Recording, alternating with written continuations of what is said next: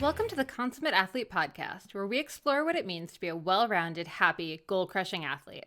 Every week, myself, sports journalist Molly Herford, and cycling coach and kinesiologist Peter Glassford interview experts and chat through all of your training questions. We're excited to have you along for the ride. Hello. Welcome back to the Consummate Athlete Podcast. Peter, how is it going? Awesome. Yeah, I mean, it's been some great sports spectating over the last couple of days. We have a long weekend here in Canada, and yeah, it's just a lot of sports watching. Yeah, seriously. So we were just at Canadian track and field trials in Montreal. So we've been in Montreal for the last few days. During that time, Tour de France started, Western States 100 miler happened, track trials in the US were going on. So to say that it has been an overwhelming with sport kind of past few days. Well, and we're going to forget a few, but I mean, BC Bike Race starting up today, the long weekend in Canada, July 1st. And then also we have a couple athletes over in Europe, we're between World Cups, but there's been, I think, a Swiss Cup this past weekend. So it's just like a lot, which is like, as a coach, it's exciting because there's lots of, news and how people are doing. But it's also just like a lot to keep track of. Yes, and just to be clear, if you're watching this on video, we are having some minor video issues because Zoom has reconfigured its entire structure. Well, AI is probably saying, we shouldn't be in focus because we're ugly or something like that. I don't know. That seems pointlessly mean. I don't know. That's how AI probably is. There you go. Maybe we're back. I almost had it. Okay, there we go. We're fixed. Everything's fine.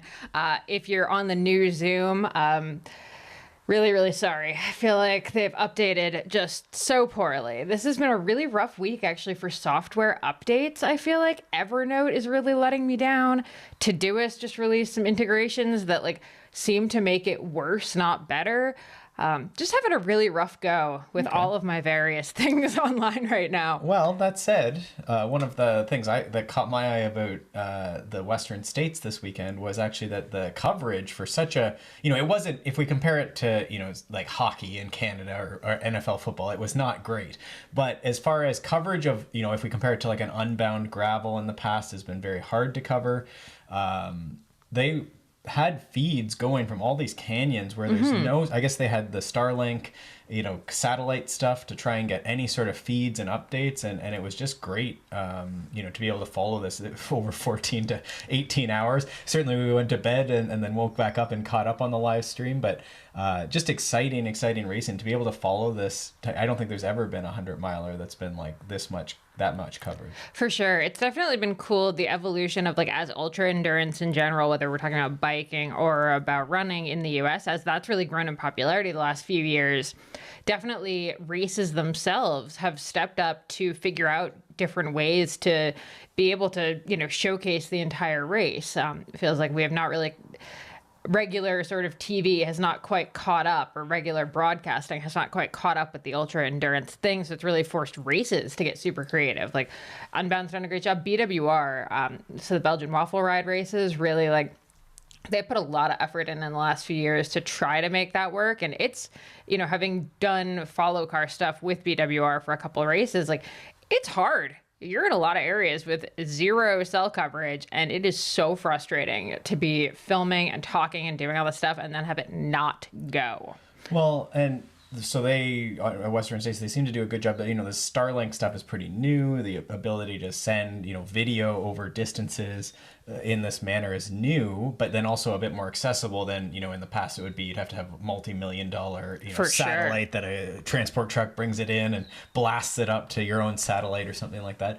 So that's sort of new and emerging where, for still a considerable amount of money to start getting these things moved around and have the people who know how to operate it and put it together into any sort of feed would be pricey, but it's sort of exciting to see that some of these sports we love, you can actually start following from a distance, which is cool. And so we had a few listeners and people, friends who said, they were watching it on and off over the course of the weekend and just, they'd go do the ride and then come back and catch up.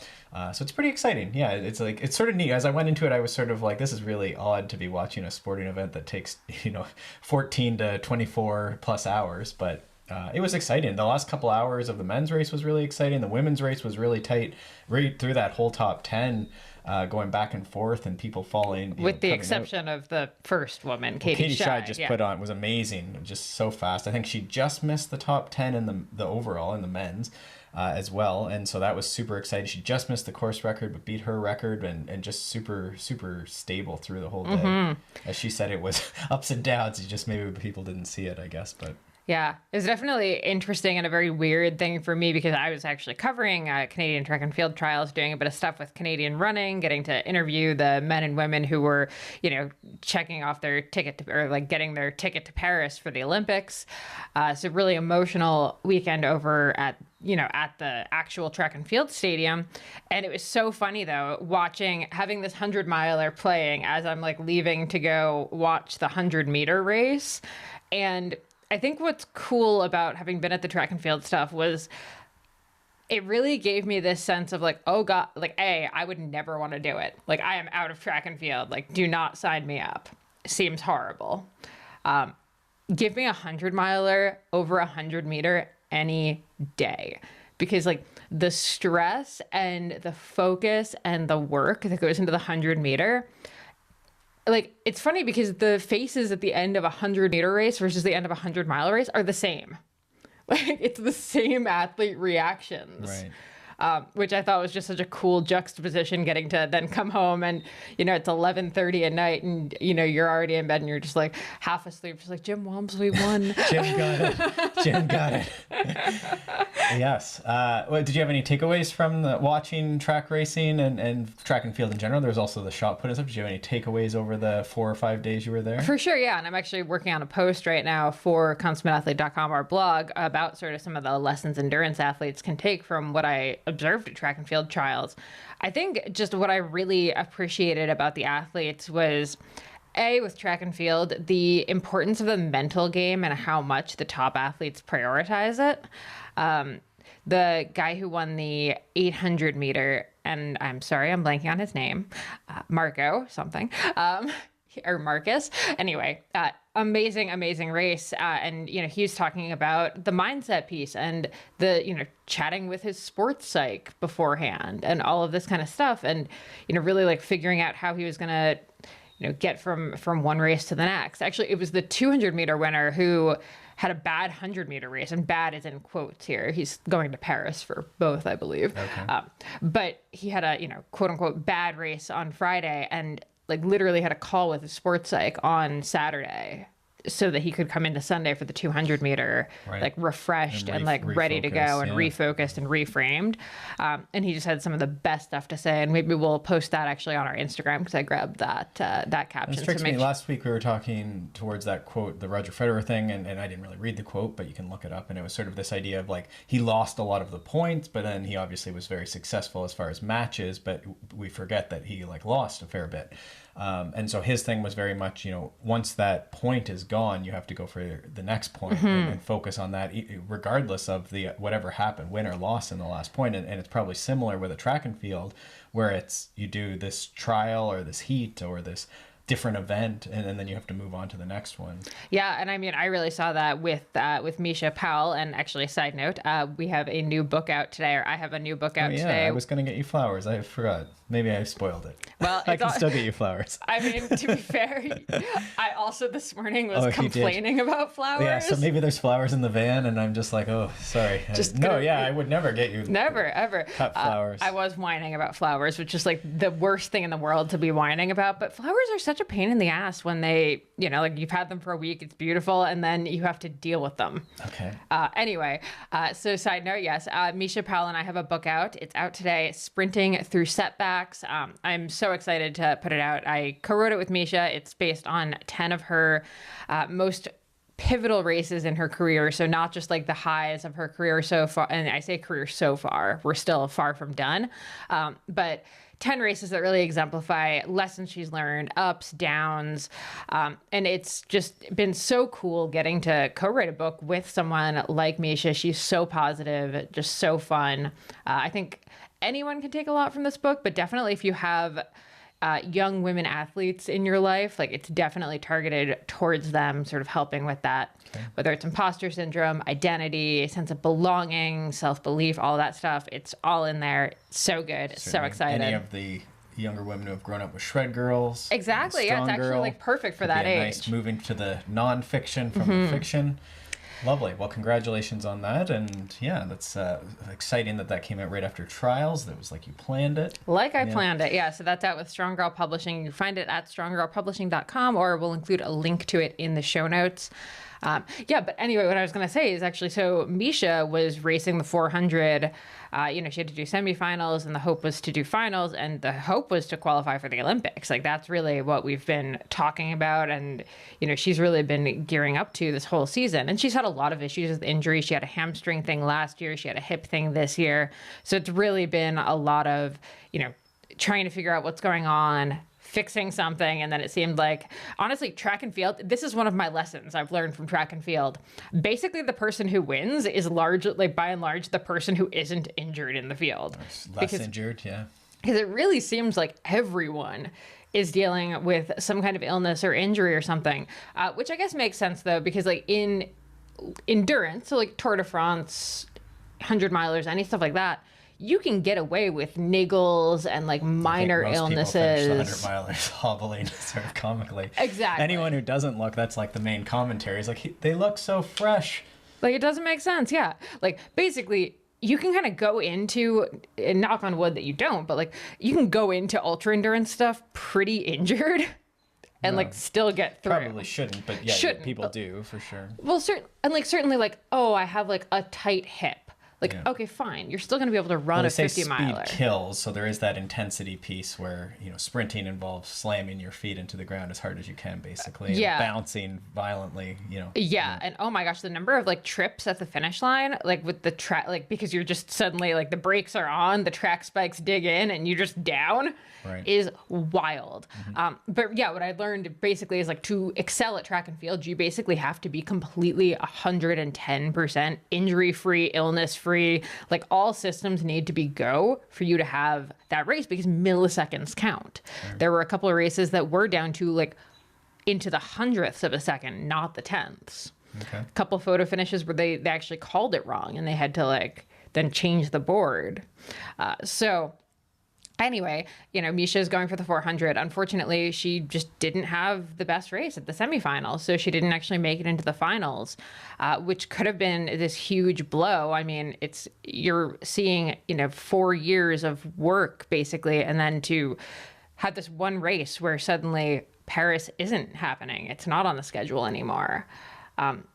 Could be so devastating. And sort of this goes to what we were talking about last week. Like, if that's the only thing, if like that's how you look at your career, that is the only thing, you're going to be in trouble. So to see her then, I talked to her a couple hours after, sat down with her, and she was just like, yeah, so Sunday's the 200, so the 200 semis and the finals. She's like, this just means I can completely go for broke in that, because I can.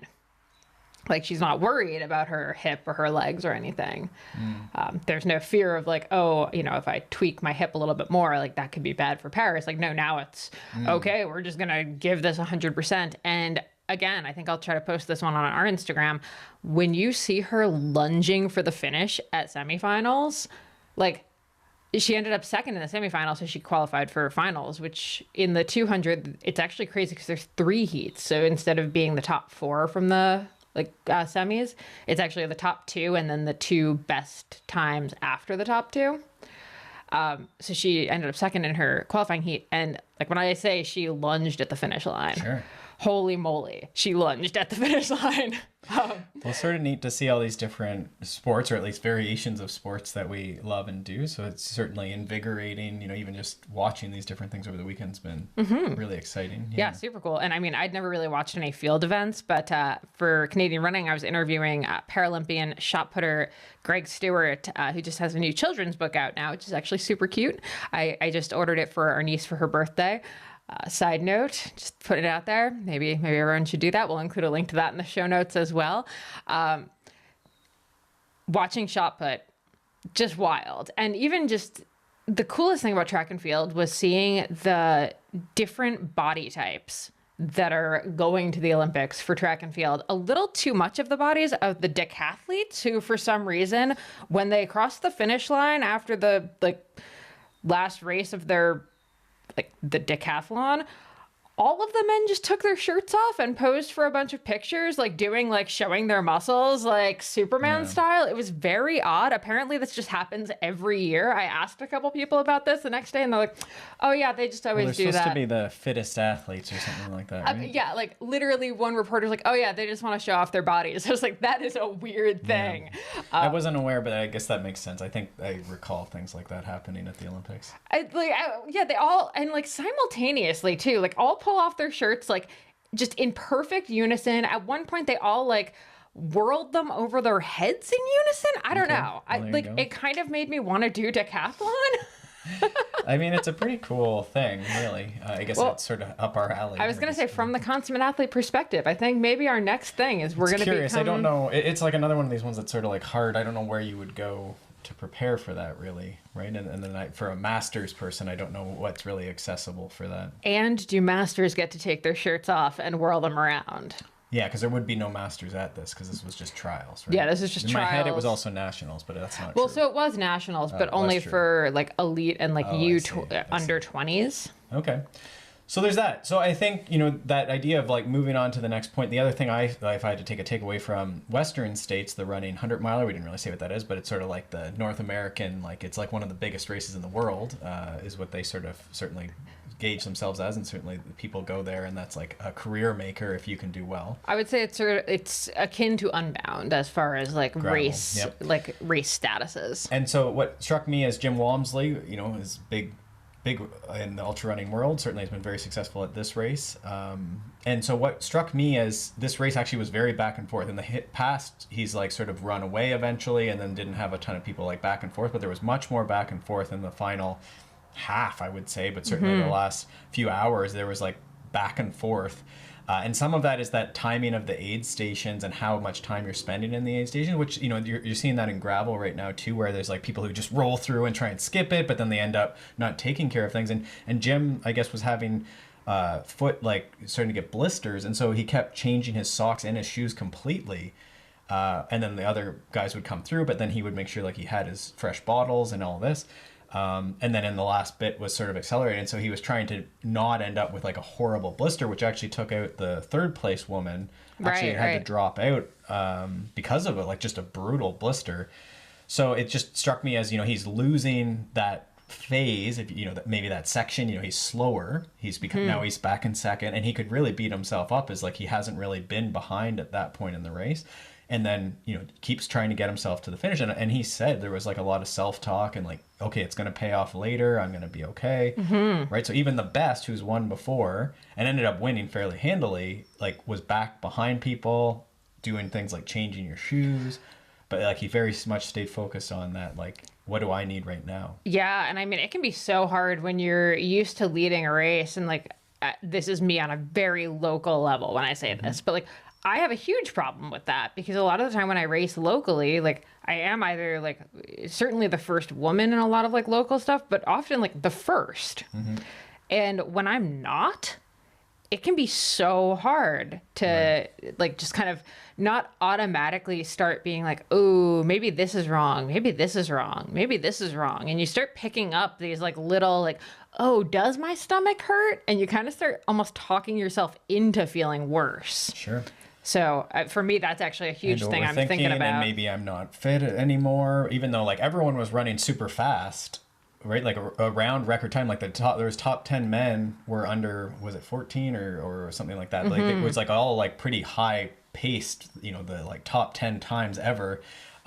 So even if he hadn't won, it would still have been a good time for him. Right. Which is amazing. But yeah, the second place, gentleman, and I'm blanking on his name, Rod. I was gonna say Roy or Ray or something. I don't know. Sorry, his apologies. Coach was on the feed they did an interview with him, and he was saying their strategy basically was, Jim had never been behind before, and so it actually was you know, you've never led the race before, but like he's never been behind. And so they were doing, I just spoke about that last week too, where I try and get athletes to just go around and test people, even if they're on their limit. Sometimes that just like people blow up because you're suddenly in front of them and they start doubting themselves. So they were trying to do that to it, right? Like it almost sort of worked. Even though it was a little aggressive for the person in second, they were, you know, in the lead a bunch of times. So sort of neat to see that, like, you know, mental, you know, I think I called it like psychological warfare in some way. For sure. But just all those different elements coming together. And again, everyone having to be mentally strong about their own race. And like, it is enough to finish or to finish at like a good pace for you. And then also, you know, being patient, especially in these long races, that stuff changes a lot in the last little bit. Yeah, absolutely. And I mean, we haven't even touched on Tour de France, and we know a lot of people listening to this are in fact bike racers. So apologies for not getting to that yet. We do have a couple quick questions today that we'll try and get to. But yeah, we thought just even talking through some of these races and just opportunities to watch sport and sort of the things we've sort of. Was there anything in the first few days? You didn't get to watch a lot of Tour de France. Didn't get to watch a lot of it, but have, you know, kind of caught up with a bit of what happened. I think, well, to your point about like why we're talking about this, because I think it's easy to watch these things and not take anything away from them, just kind of watch them as cool sporting events, which you absolutely should. They are super cool sporting events. But I do think for anyone, any level, there are takeaways that can come from this. And often we tend to focus on the sexier takeaways, right? Like the marginal gain. Definitely bought the shoes that Jim Walmsley uses. Oh, whatever Jim uses, that's what I'm using. You did say that in the car yesterday. I should have probably like called your credit card company and like put a stop on your card or something. Hokas for you. No Hokas. If Hokas are ordered, just cancel that super card. Shoes though. At any rate, I think a lot of the time we tend to act. You literally did the thing I was just going to say, is like we buy the gear that the person is using, you know, Tour de France, like Team Sky's marginal gains thing. Everyone got super into that. You know, you'll hear like, oh, like they were doing sodium bicarbonate, so I should be doing sodium bicarbonate. About 10 emails about that in this last month. I rest my case. But I think like a lot of the stuff we just talked about, it's a lot more of the what can you take from them in terms of the mental stuff, the preparation stuff, the more global things, not the little tiny things. I think as someone who's going to be pacing you at Leadville is the plan right now and supporting you, that was like actually what I really was watching for. Was there were so many aid stations in this. I actually didn't expect there to be that many where they were actually doing aid station like that were more than like a neutral, like grab a banana and fill up your bottles, but they were actually doing like ice packs and, you know, how they were holding their water, because, you know, were they using packs or like everyone had a little strategy on their bottles and waters. I'm a weirdo in the field of ultra running. Well, I wasn't picking on you for that, but like, yeah, just like what were the different strategies? There was lots of variation. Like Jim Walmsley has like a random belt with like a side bottle and a back bottle, and there's just so many different ways that people are solving this problem of running over this 100 miles. I have met almost no women who can run with the belts with the bottles. Like, women's physiology is generally not conducive to belts, is what I've learned. But as far as big things, that's what I was sort of watching. And similar with the Tour, right? It's hard for a lot of people to sort of see themselves doing Tour de France style things, right? No one's following you in a car and passing you bottles, or you don't often ride with your 150 fastest friends.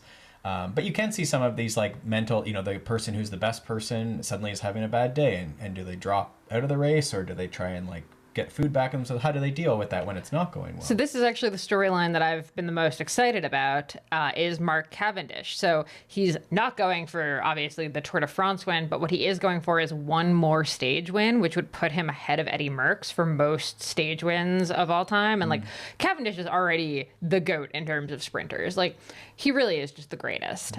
But the world right now is rooting for him to get this like one more win. Do you think that I had another note here that I started watching a bit of the Unchained documentary on Netflix, which is, I think they call it's made by the Drive to Survive people. Sorry, if you can't see this, I'm doing the world's not big biggest at watching eye roll. Sports, but no, it's the Drive to Survive, where it's like, oh, this is the tennis Drive to Survive. Well, it's actually I think they made it.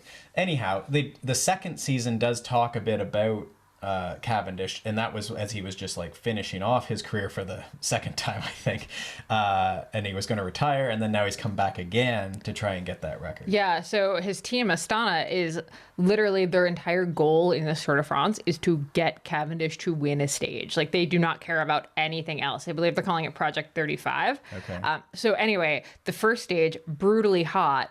Cavendish does not do great in the heat. It's so irritating where they're like, he's so old. I think he's like mid-30s. Right, It's actually really upsetting, to be honest. Well, and in Unchained, some of the younger sprinters like make fun of him. They're like talking about how he has gray hair and all this stuff. And I was like, he's not that old. No, I think he's definitely under 40. Yeah. Well, but- for sprinters, I guess you're old. But it's great though, because like you saw in the video from the tour, like Astana, all of his teammates are literally just like bringing water bottles like up to him and like dumping them on him like in the race, trying to like keep him cool enough just to finish in the time cut. Like there was no like going for stage 1 sprint. They just needed him to get to day 2. Oh, I see. So the entire race was just the Astana Trying to team, push him like through the stage. literally pushing him through the stage, which like, A, power of teammates. I mean, talk about like a great crew right there. But then, B, it's just like, it's such a fun storyline where you're just like, you want him to get it so bad. I don't know that there's really any takeaway for a masters athlete other than like, I don't know, pay a bunch of your youngest friends to like herd around you and like do whatever you need them to do in a race. Well, it occurred to me that, they kept saying trail running as a team sport was this like overarching thing in the Western states because of all the people who have to, like most people had, I don't know, 6 to 8, I would say, people, if not more, parents who came to watch or something. So they would finish running the last mile or two with sort of most of their team, whoever could run, I guess. And so they kept saying that. And I think in the tour, that's the case. But I think it's also like why we do a lot of this stuff is social. And no, maybe they aren't pushing you. Maybe they aren't actually like on your team. But, the people you do the group rides with, your training buddy. I think this is a great reason if you are getting a little worn down on the racing thing. Some of these things like stage races where it's a tag team are some of my fondest memories. Where you're just out on this 3 to 7 day adventure with friends. As we say, the stage races are starting up now with BC Bike Race, and certainly that'll go through the summer with all the other ones, Breck Epic and so forth. And most of them still do have these partner ones, but you could certainly enter anything with a just ride together, just set your own team event For sure. And that could be an adventure or something like that. So I do think that that's something that you can cue into is just this like team sport thing, especially if you are like, I'm over the whole racing thing, or I've been doing the same type of racing thing. Yeah. Well, and I think it actually also is sort of a cautionary thing, especially when you're talking about the trail running thing. And this is certainly something we've been kind of running into as we're getting ready for Leadville, is that it takes a crew. So like when you are signing up for a lot of these things, I think it is important to consider like what it is you're going to be asking of your partner, your family, your friends, and the expense of it. Because, with Leadville, for example, like anyone we're having out, like obviously we're paying for their flights and their housing and all that stuff. So, if my sister has to come out to dog sit, which our dog's a nightmare. So there you go. That's, an extra couple $1,000. Right. And no, we're not putting him in a kennel. So I think that's nice. I think the other thing is this crewing, like it is sort of like a fun experience. It is a weekend or plus out of your life, but it is, sort of an exciting thing to do. And some people really like that, having to drive the truck and like get the thing set up and like have the water ready. And, there's a lot of people who, yes, like to ride their bikes, but then some of that stuff is also exciting to go and see what the race is all about. And sometimes it's a different sport, right? Maybe you can't run anymore. You don't care to run. But you could support something like running or whatever your friends are into even, right? For sure. It's also wicked stressful, just to be clear. Like crewing is like way scarier than actually for sure. racing. I think Holy I cry crap. every time. And yeah, it's like, and you want to be set up because you don't want to be like, because people would miss at Western States because it's like hard to get between the stations. Like they missed in a couple places and I was like, oh my God. Yeah, you would be like hurling yourself. Like, wow. And then you don't know if they're okay. Just like they've just continued on. You're like, they're so mad, but they probably don't have water. Yeah. Wild. No, it's super stressful. A couple other notes. Do you have anything else Tour de France wise? No, Derek G is still in it. He is, Okay, yes. good. Go Derek G, Canadian. Yep, top Canadian. I mean, he guess. might actually be he might actually be one of the top racers in, I think so. Yeah, I think he's past the top Canadian. Yeah, yeah. I don't know how many Canadian. Do you know how many are in the tour? 3. It's usually I might 2 be or totally 3. lying. It's definitely 2 at minimum. Okay.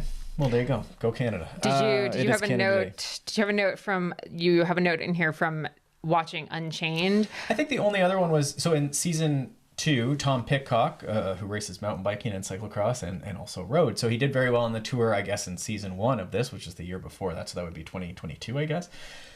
So he's in there and he comes back and he talks about the pressure. He's getting a massage or something after the first. He doesn't do great on the first stage, but he was like really amped that he thought he was going to win the Tour de France. Or at least a stage and be in the yellow jersey, I guess, was sort of his goal. And then he talked about how there's like now this new pressure, this expectation. I thought that just resonated as, when I see clients, they do their first year, there's no pressure. They maybe have goals. They want to get a certain belt buckle at Leadville or finish this stage race. But there's not, no one knows who you are. No one, I always say most people don't care anyhow. They're just excited you're doing it. But in our heads, we're a new person, so we don't know. We're just doing that completion. But once we say you complete before you compete. But the problem is once you do the completion, then in your head, you're saying, now I'm competing. So there's always this thing. And so that might be you going back to Leadville to get the coveted 9-hour belt buckle or a certain placing or age group placing, whatever it is you're winning. But now there's a pressure. There's an expectation. And it was interesting seeing Tom Pitcock, who has won world championships in multiple disciplines, great at the Tour de France in the year before, talking about the pressure and how he was so upset and he like blew up and he was like off the back in the first day of the tour and how he was like just beside himself. And he just was talking about this pressure and how it's just, he swore a couple times like it wasn't great. And then this other guy's talking to him and he says, Tom Pitcock says, you're only as good as your last race. And the other guy tells him that's a bunch of, not true. It's not true.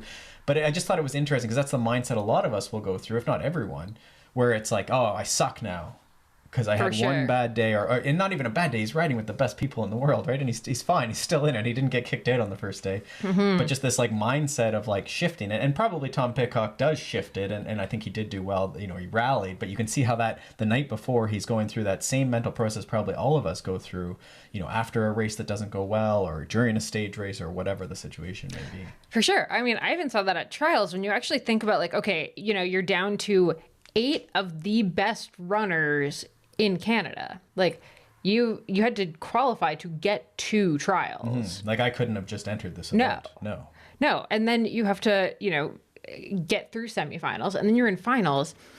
And this is almost to your point, but not quite the same thing. But like, no one cares about second place, which is like really funny to me. Is like, these are the top 8 racers. I'm like, if you didn't win, doesn't matter anymore. Like, done, whatever. Yeah.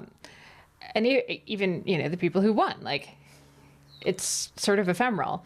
So it does really kind of come to like, you're racing because you love this and like you can't rest like you can't just be thinking about that last result and like leaning on that because you're out of the sport in a year if you do that. Right. It has to be about the process and it has to be, why do we go to the event and feel nervous? I really think that that's a big part of it is like you go for that feeling of nervousness or like I have to run for my life because we don't get that in a lot of other things. So we push ourselves into that discomfort, but then ultimately it does come back to like, do you enjoy running and the training process, which is why most of our listeners and why we would do it, right? Is we like going out and running or biking or doing strength or whatever day to day. Exactly.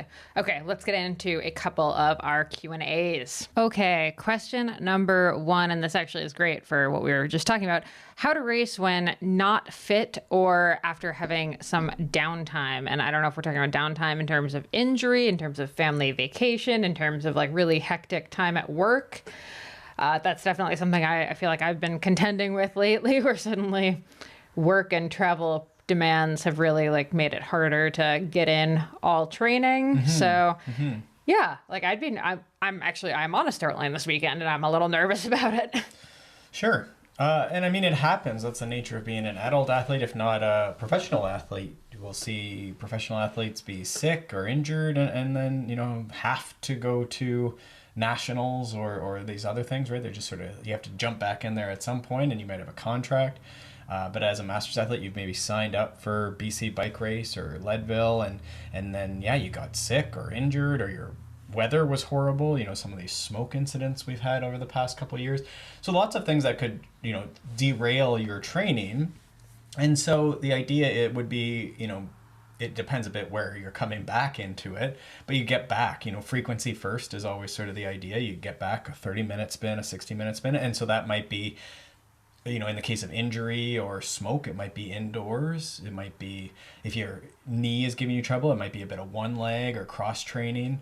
I think when Greg Lehman was on, we maybe talked about the idea of sort of like incorporating, you know, either form fartleks, he calls them, with running, where you sort of mix up your form, you know, so heel strike, toe strike, fast cadence, low cadence. You could certainly do that by mixing up the terrain in that case to get back.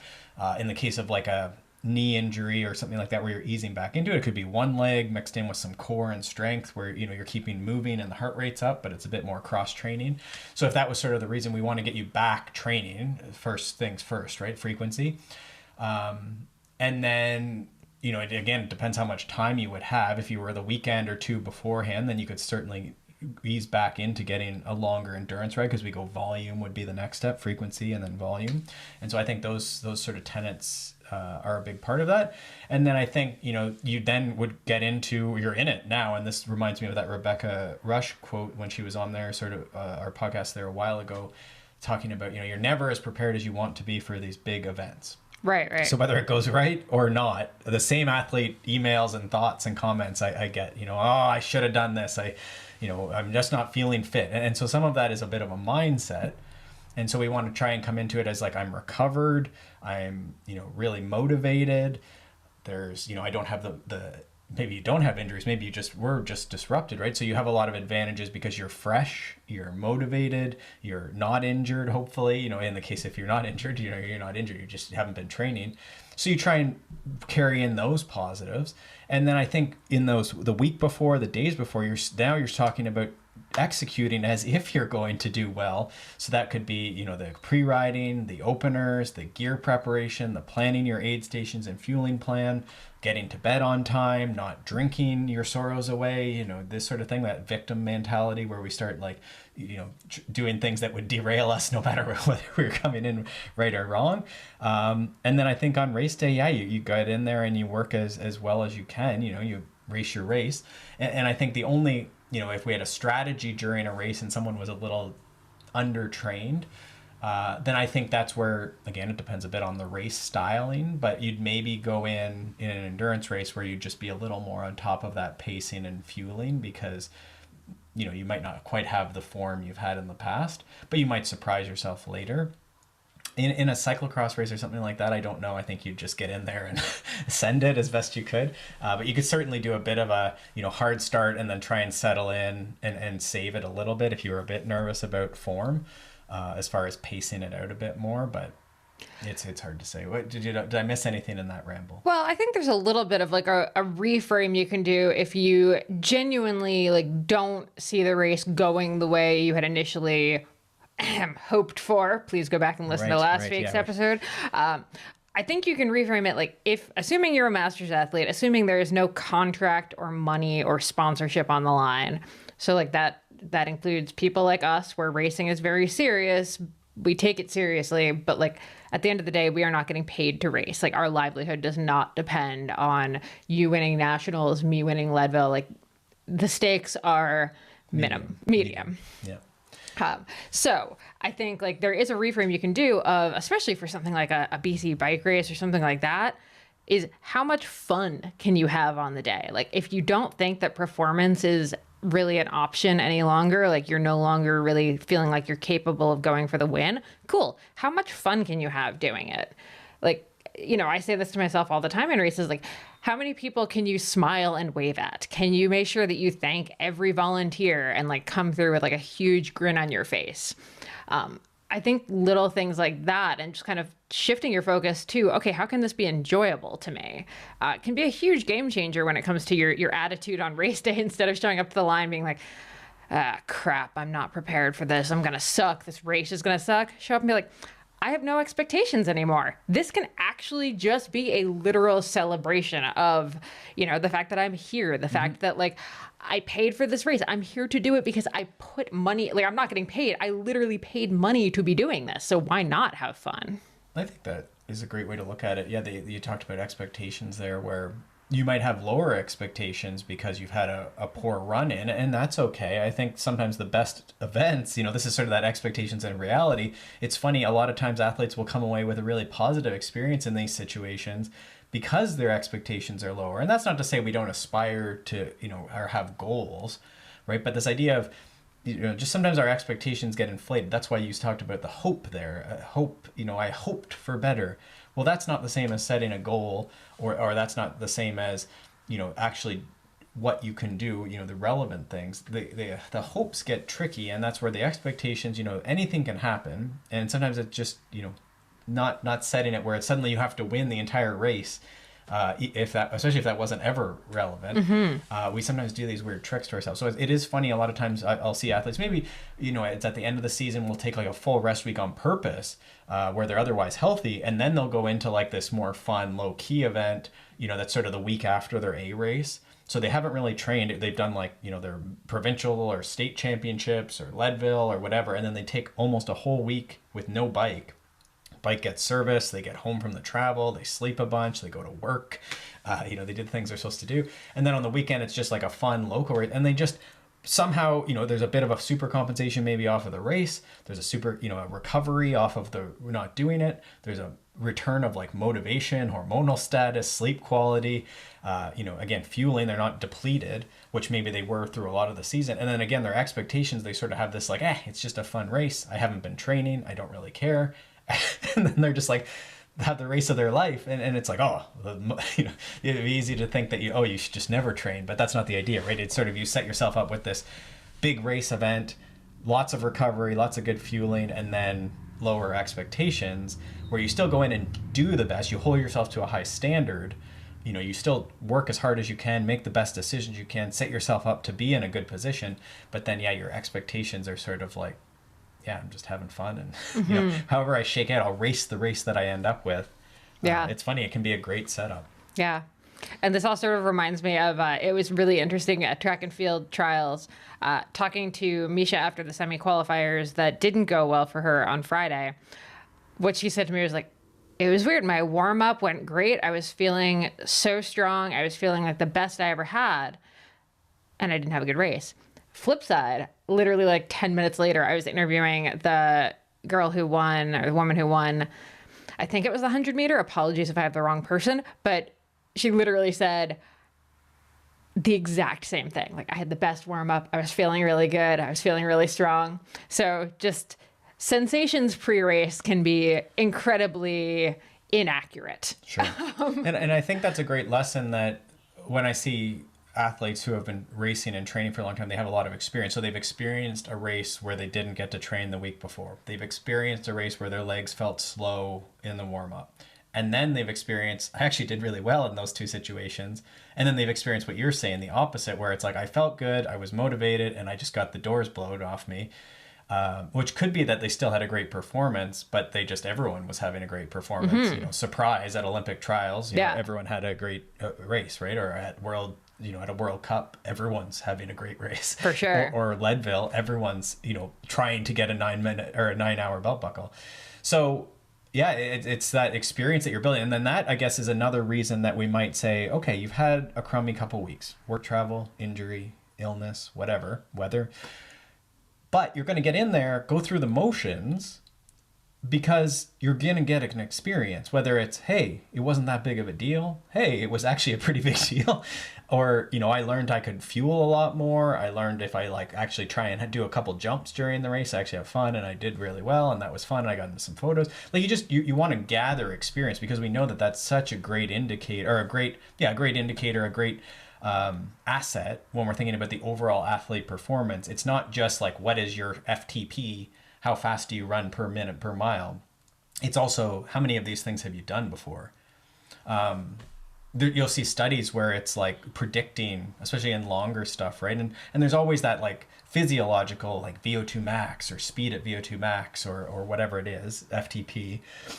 And those can be fairly predictive. But then when you put in like the race experience, so it's sort of like last year's race results in this race, can actually, like, it just makes it like very predictive. I love it.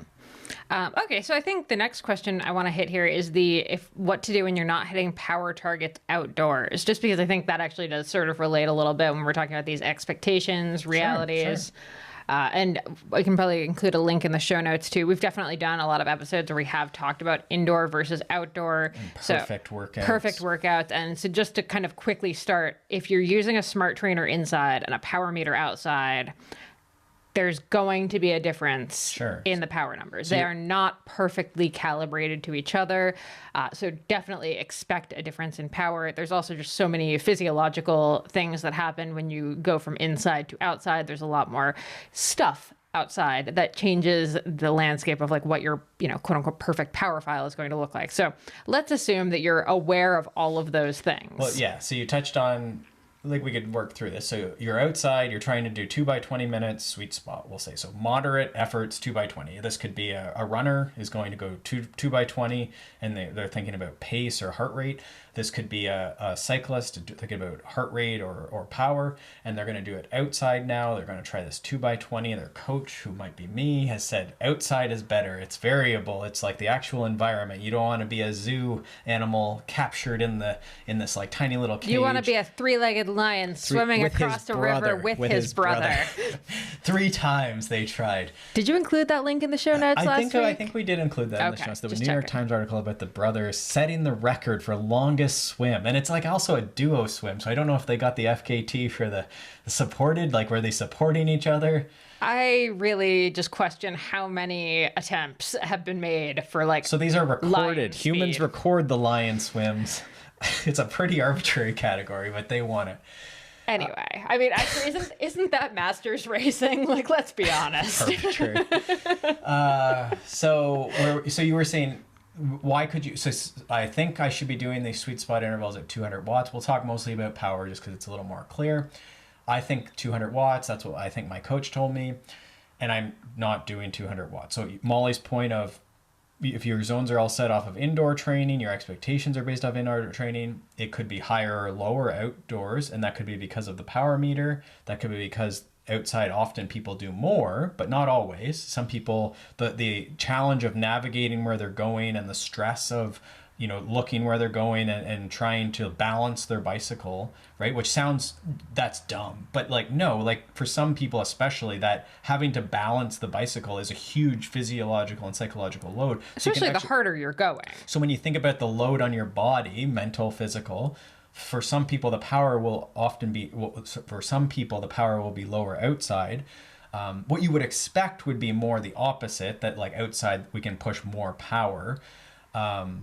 But that depends, as you say, also on the power meter. If we've now got separate power meters, we have an indoor smart trainer and then a power meter on our bike, and they're separate. We're not using them in both. A lot of people will use the power meter also indoors to not have this problem or to minimize this problem.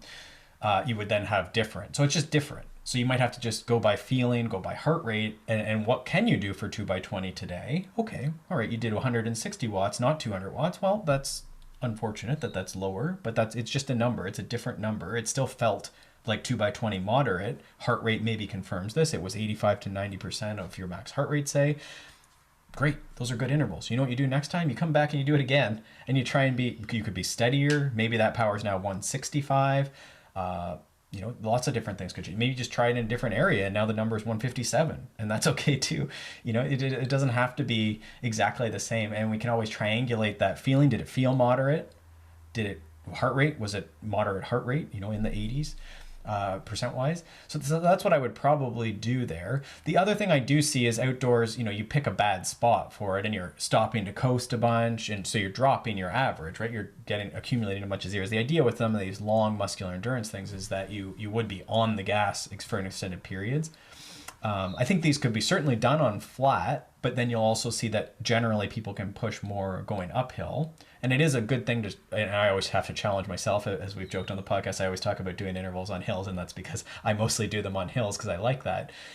but the skill of the speed of having to try and get on top of the power when the wheels are moving faster, and then you're pedaling maybe a little faster, is harder. There's nothing to push against, or less to push against than when you're going uphill. And so for a lot of people, suddenly they're going 30 kilometers an hour, 40 kilometers an hour, and so now this like navigation balance is a little trickier. You got to really watch where you're going and push on the pedals fairly hard. Right. So that might just be something you have to play with, and it happens quickly. Like that skill is not a tough one in terms of like the skills that we accumulate as cyclists or athletes. If you try that sweet spot 2x20 a few weeks, I bet you, if let's say you could do 200 watts, it's just the coordination and the staying steady on the gas is tough. I would say after 3 sessions, you'd be probably getting close to that. You'd figure it out, right? Oh, okay, I get it. Maybe a bit in the route, but also just in the like coordination pattern of like having to keep pedaling, and which sometimes feels hard, even though it's still moderate, right? Just because everything's happening fast, at least the way you're perceiving it. So I think there's nothing wrong with that. I don't know if we answered the question completely there. Do you think we got to this idea of like, it's okay if it feels moderate, use your heart rate to triangulate? Yeah, don't panic. But don't go back inside just to like try and get 200 watts at 2x20 and quote unquote make it perfect. Right? I think that's the meat and potatoes of the answer here is like keep trying outside. No. Don't try to go inside and not to say make you it. can never. I said actually to the one person who asked this that they, if it was like smoky and you can't go outside, or it was pouring rain and your option is no training or doing it indoors, certainly use that tool. But I would, if the choice is there, I would pretty much always go outside. There's always exceptions to when you for sure. But that's because that's what you're going to do in your gravel race or your road race or your mountain bike race. We're going to do that, and there's so much benefit, especially when we get into like nature and being outdoors and not looking at a screen, but looking at like the horizon as far as like optical health. And you could get really kooky with it, but we know that as adults we want to be happy and like experience outdoors, and I think that's generally a great choice when we can choose it. Yeah. Now, would you actually ever, if say someone's been doing this, they've tried this like 4 times and they're still coming up with like a lower thing, would you lower their power zone, or would you try to troubleshoot the power meter? Would you send them back inside to see if like it's actually even, or what would you do? Well, I guess that's a key thing. Like, we don't expect the power meters to be the same. Like, I would say we expect them to be different is actually the way we'd go into this. Mm-hmm. Sometimes if it's like really off, right? Like you would expect maybe, I don't know what that percentage would be, but say like 180 versus 200 watts as the setting, you would maybe expect that sort of gap. Like, so what is that? 5%? I mean, 10%? that's a huge amount when you actually like that's, if you're used to 200 and you're seeing 180, that's something that people would absolutely panic about. Yeah, no, and it would ruin your day if it was lower. 100%. Completely, I understand that. If it was 5 watts higher, we wouldn't be talking about this for sure. No, you'd be like, hey, can we bump my... So I know a lot of the power meters now with the apps actually have like an offset. So I have seen athletes, I don't know that I 100% agree with this idea because I don't know that it completely applies in the way that power is exponential, but whatever. But I've seen people like offset it. So if they go and they ride their smart trainer on the bike with the power meter, they collect both data. Okay, yeah, it's 180 versus 200 watts. They adjust it by 20 watts. And I think that's fine. As long as it's consistent day to day, it wouldn't ever really change, because then you would have your TSS settings and your threshold settings and all this stuff. It would be appropriate to you.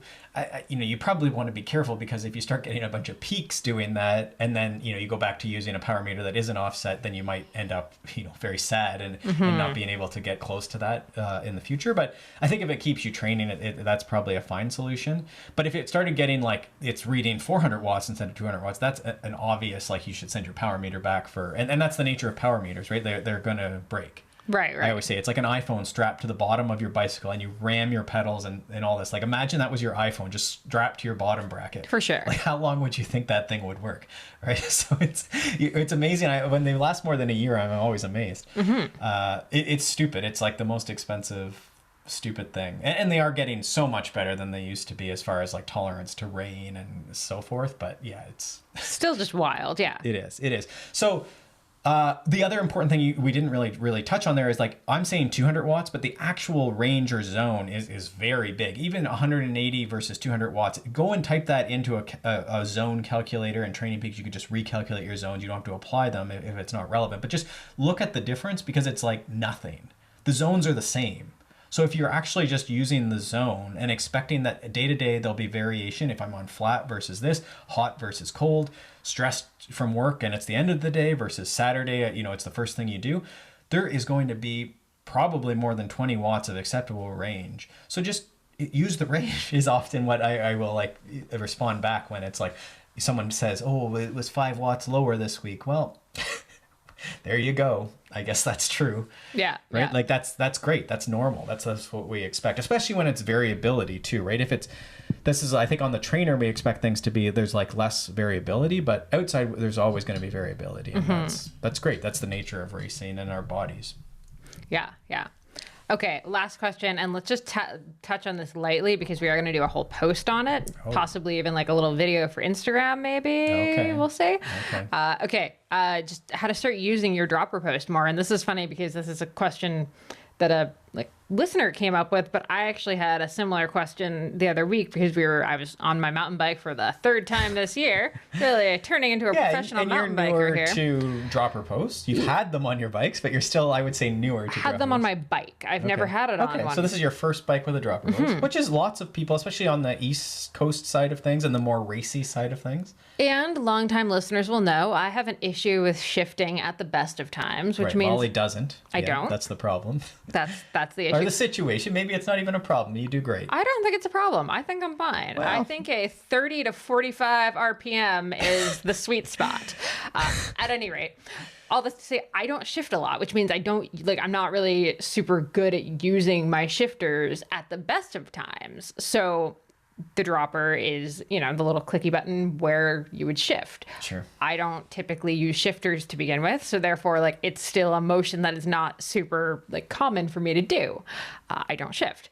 Therefore, I do not drop my post. I also just struggle with, my trail knowledge is not fantastic. So if I'm in a place I haven't ridden before, I don't really know when the time is appropriate to drop it.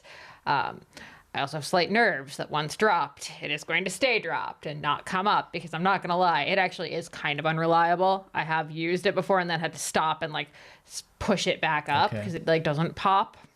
Yeah, it probably doesn't get used very much. Yeah, it doesn't get used very much. Rusty. A little rusty. Yeah. At any rate, I don't really use it very often. And to be fair, I've noticed a lot of the people I ride with don't use the droppers. Which is a East Coast, Ontario thing. I think probably if you're from big mountains, it's more obvious where, and it's less often during the ride, but it's sort of you climb up the mountain and then you go down for, 10 or 20 minutes or 5 minutes or whatever it is. It's obviously you're going downhill and there's switchbacks and things that would make you motivated to drop your posts so you don't flip over your handlebars. Whereas we have little tiny moments. So you might only drop it for a second or 5 seconds or something like that, right? Our longest descent might be, that I can think of having a post dropped maybe is 3 minutes or something in Ontario. It's really not a long time. So yeah, how do you start using it? And so you're isolating a bunch of things where when you're a newer rider, especially, there's a lot of stuff going on the handlebars. Maybe we're still dealing with braking and shifting well. A lot of these things that we would think is sort of fundamental. And so the dropper post is sort of similar to braking where, you could start. I wouldn't spend a lot of time in a field or an open space, but a less complicated space where maybe you just, for no reason, you just practice putting it down, putting it back up. So down and back across the field, and you try and get it up and down 10 times. You sit on it, get the button figured out. How much weight do you put on it? Pop it back up, and then do it again for no reason, right? And I don't want to do a lot of that no reason, what they call decontextualized use. But then what we could do is we could set up whatever obstacle you're comfortable with, a little whoop or a little jump or a little log or a little downhill even. It doesn't have to be treacherous, but we sort of say, okay, now you're going to, before this, practice putting it down for a reason that would be relevant on the trail. It's a little steep drop off. It's a little log hop. We're going to put it down, get into a ready position, do the thing.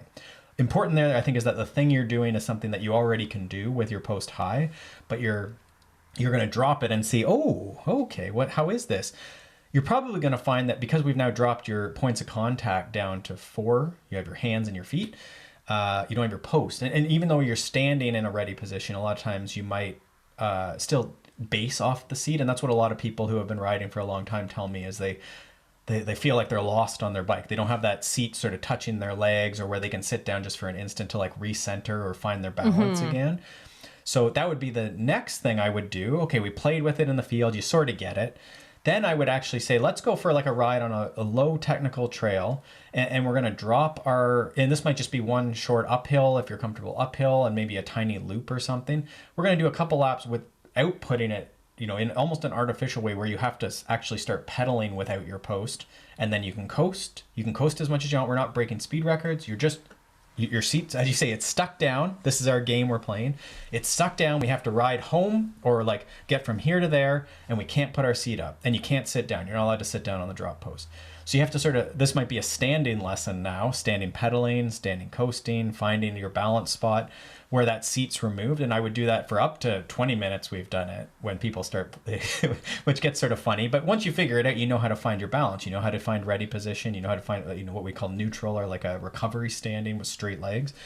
And you can pedal comfortably, and then you descend and you have some fun. And it's sort of goofy. We wouldn't do this every day. This isn't something to belabor, but that's sort of what I would do to just sort of get used to your balance position. So those are sort of three things. We're in the field, something you're comfortable with. We're doing the dropper down challenge where the dropper's stuck down and you have to ride a certain amount of time. And then the next one I would do is find something on trail. Again, a little more technical. This could just be like a descent with a couple corners or like, again, something you've ridden it before. It's not the end of the world. And we would do some laps of that again, where you're getting used to like dropping into it. And then maybe we start adding some speed or some variety in there as far as, maybe we're riding together or for, a faster time, something like that. And then from there, you've sort of gotten used to it. So you can now start integrating. You've pressed that button a lot of times. You've dropped it back, got it back up.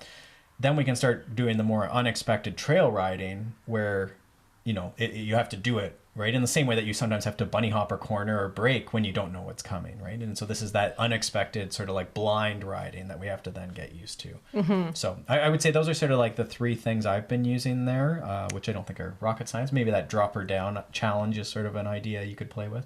Yeah, I think my only additional thought would actually just be like put a little piece of painter's tape or masking tape either on your handlebars or on your top tube that just says use your dropper, which sounds stupid, but like it's the same thing. I've said it before about like eating food or drinking on the bike. Mm-hmm. I think just having that visual, visible reminder actually does serve as the bit of a like little cue just to remind you that it's there. Mm-hmm. Might even want to like throw some like hot pink tape or something around the actual like shifter for the dropper that'll drop it down. Mm-hmm. Just like make it more visible, because I think a lot of the time the issue isn't that someone doesn't want to use it. It's just that they're not thinking of it. Well, we talk a lot about process goals, and sometimes I feel like we stumble, right? It's sort of hard to come up with process and practice goals. But I mean, honestly, that's it. Try those three things I just spoke about, but it could also be a number of drops during the ride or, just, using it once during the ride. And that's the goal, right? It's really that simple, is you have to use it. And then once you use it and get comfortable, as someone who's grown up not having one, I can ride most things without it. It doesn't really bug me that much because I've done it my whole life on super sketchy bikes.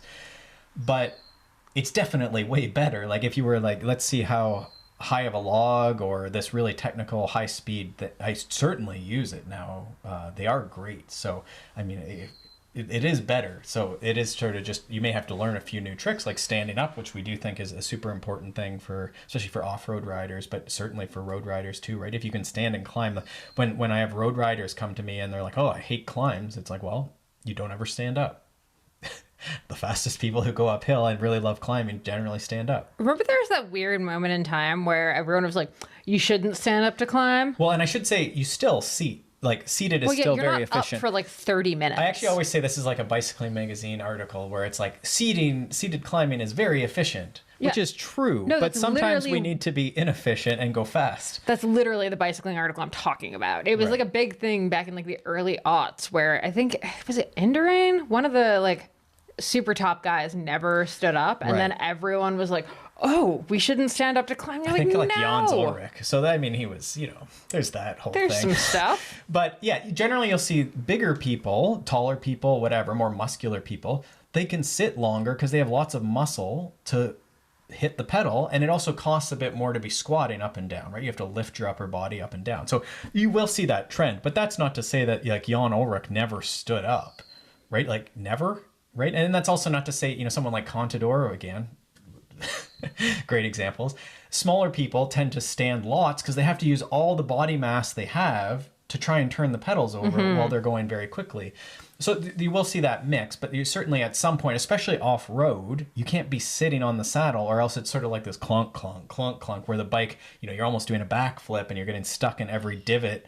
So you sometimes have to stand up, and then also there's this, you have to keep the gear moving over, and in mountain biking or gravel, you're going to get stuck sometimes. Certainly, like you'll run out of gears in gravel, right? So you do have to stand sometimes. So that's super, super important. That's sort of like a tangent, but that was very tangential. It is related to like why we might use droppers. And I'm loving it now because it is actually this constraint where we can say, put your dropper down, and not to do anything technical. We're actually now, okay, this is a 1 minute hill, drop her down. It's not there anymore. And we're going to do a hill interval, 5 by 1 minute hill intervals with drop her down to try and motivate like exploring standing. And now you wouldn't probably stand the entire 1 minute climb in a race. You'd get very fatigued, right? You'd be in and out of the saddle depending on your cadence and what's happening on the for traction. But what a great intervention, right? And we didn't used to be able to do that. You'd have to say stand up, but then there was really nothing to force that you had to stand up. I guess you could have like removed their seat post or something, back when we had the quick release. I miss those days so much. Anyhow, so dropper posts are great. Use them. And hopefully those are some ideas. Yeah. If you have any other questions for us, head over to consummateathlete.com. We have a fancy new contact form. You can also find us on Instagram at consummateathlete, and definitely head to there to see some of the videos we talked about from this episode, and also to, see all the stuff that's on the blog. All right. With that, we'll leave you to it. Happy training, and we will see you next.